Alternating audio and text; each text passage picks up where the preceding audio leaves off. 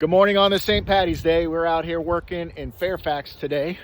We've got a pretty nice house, aluminum siding. It's not in too bad a shape, actually. They're just looking for some general maintenance and some cleanliness.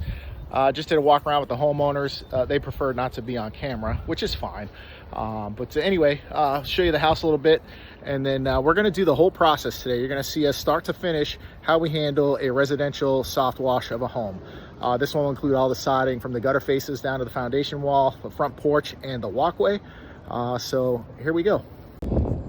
This is the house here, and it's not too bad. There's some areas up at the top here that you can see that need some cleaning.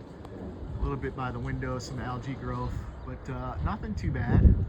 Nothing too bad. The front porch obviously needs some cleanup, and then they have a paver walkway here that we'll take care of. We always warn homeowners when we're doing the paver walkway that sometimes it might need to be sanded and sealed afterwards, but this is, like I said before, it's aluminum siding. So we also warn with aluminum siding because oxidation patterns can happen differently, and the paint will fail after time. This looks like it's in pretty good shape. Sometimes if some of that oxidation gets knocked off, if you're not using a soft wash, it'll look worse than when we started. But they have a deck here. We're not doing the deck today. Looks like it's been recently taken care of. Homeowner warned us of a leak in this area where the flashing had to be repaired the last time we had it washed. So we're going to be real careful around that area. Again, soft wash, we're not using any driving water or heavy pressure, so it shouldn't be too much of a concern, but we'll just take some care because they're concerned about it. Everything looks good. All these painted window boxes should be cleaning up real nice. And then this side looks like mostly just fallout and pollen. But yeah, we're going to show you the process. So thanks for joining us today. All right. We got Brandon, my chief technician. Has been with me going on 6 years now. First step is usually setting up the water and getting that hooked up and ready to go. He's going to block off the sidewalk, but a little bit about our truck here. We have a couple of different soap tanks. Allows us to mix in different products if we need it. If we needed a degreaser, or if we're doing an oxidation removal, or even gutter brightening, we can put some additives in there and mix it with our mix. We're not going to be using the soft wash system today. We have a dedicated soft wash system that is a 12 gallon a minute machine. This is a mixing station, so we can mix in different percentages of chemicals as needed. You can see back here is our water tank. We carry 2 of these 200 gallon water tanks, and we are pretty much full. So we show up to every job with about 350, 375 gallons, and we can fill up down here at our hydrant fill. That's this one here. We can hook right up to a hydrant with a meter through the county and top up our tanks every morning. This is our chemical fill station, so we can fill up our detergent. You see Brandon's running a hose over to the water bib. He's gonna hook that up. And then once he's done with that, that's pretty basic and straightforward. We'll start doing our property protection. While Brandon continues to run the hoses, show you a little bit about our equipment. We're on 2 8 gallon per minute machines.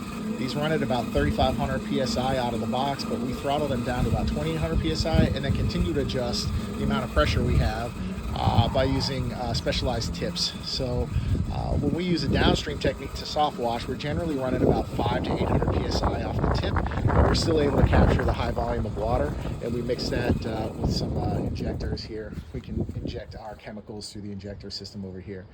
We also use mixing stations where we can put in different soaps here and adjust our strength of detergent. So every house wash we do, depending on the level of dirt or grime, we can change our chemical mix so that it's appropriate and safest for that application.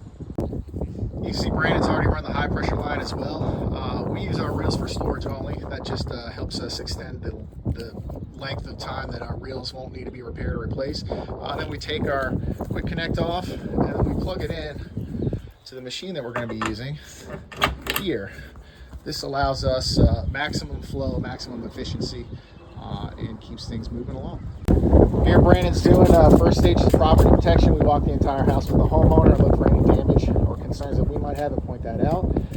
But part of our property protection includes using red stucco tape, which seems to be the most effective. It's sticky enough to maintain staying on the stuff with rain or water as we're pressure washing. But what we're doing is we're just blocking off the potential of any water getting behind exterior outlets. If they had ring cameras or security cameras, we try to tape those up as well.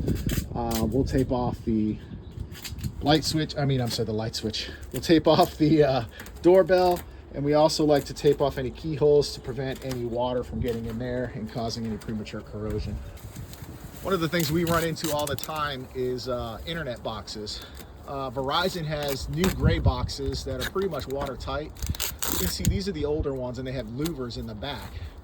And we really go the extra mile to try and tape these off as best we can, because these are the only boxes that we've had issues with of water intrusion, because we're using such a high volume, where there's a higher risk and potential of those blowing out the switches, and then our customers are out of internet for a couple of days until Verizon get back. It doesn't cost anything for Verizon to swap them, but if you have one of these boxes, we recommend you call Verizon and ask them to switch it out to the newer updated versions. That way you don't have any issues with water intrusion in a heavy rain, or if you have your house power washed, whether it's with us or not, and then you can avoid those issues. Now that the machines are running, I'm going ahead and switch over to the microphone and sort of dim the noise in the background so that you can hear me. But here Brandon is pre-watering all the vegetation and landscaping around the house. We like to get a nice coat of water on all the leaves of those plants.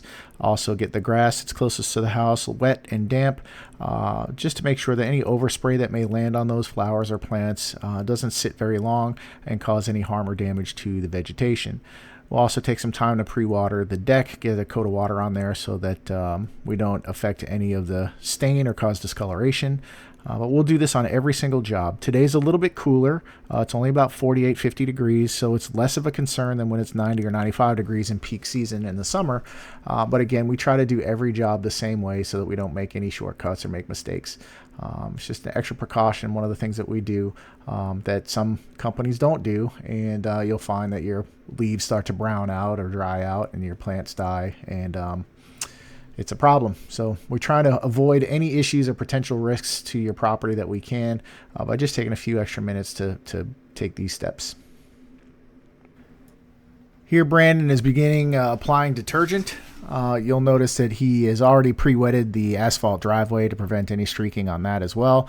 But when we're soaping up the side of a house, we like to start from the bottom and move to the top. And the reason for that is we want to make sure that we're not, if we were to apply from the top down, what will happen normally is, especially on a hot day, the detergent will run down and it may dry or clean a spot unevenly. And leave streaks and visible marks on the siding. So when we apply from the bottom up, we avoid that and get an even coat of soap on there and let it work more consistently. Brandon's going to hit this chimney as well, try and get rid of that black algae on the side. We applied the detergent the same way. Make sure we get it on evenly, a little heavier on the tops where you see that black algae, and we'll come back and we'll high pressure rinse that later. Here, Brandon's begun the rinse process. Well, we rinse from the top down, and that helps keep the debris moving down and away from the house as opposed to leaving streaks. The other thing we focus on is trying to rinse with the overlaps in your siding. We try not to blow the water behind the siding, which creates weep holes to drain and leave what we call weepers. But when you rinse with the siding, it prevents that pretty well. We've already done the right side and the rear of the home. I'm just trying to speed this up for you guys. The process probably isn't quite as interesting as I think it is. We have a lot of fun doing this. The immediate gratification is certainly rewarding. You show up to a dirty house and you leave and it's pretty clean and homeowners are happy. So it's pretty exciting. So here we are moving on to the front side of the house. We hit the soap from the bottom up. This side was probably the worst side of the four. I think that tree in the front yard creates a lot of shade. We'll finish that up and then we'll show you the flat work. Bam! Right to the flat work. This is our 19-inch surface cleaner. We use this for smaller flat work jobs, but here we are just cleaning up the grime from the front paver walkway. You can see cleans up pretty nicely. Most of that dirt you see is the surface grout, the sanding that goes in between. As I mentioned before, we try to warn homeowners that surface cleaning needs will generally require a follow-up from a paver sealing company. Okay, we just finished up here. I saved you the pain of watching the entire process, so we got some highlights for you. But house looks really good. Cleaned front walkway up. Looks brand new. Gutters came out okay. That oxidation, the black stripes you see there is it's oxidation. It's when the rainwater mixes with the asphalt and runs over the low spots in your gutters.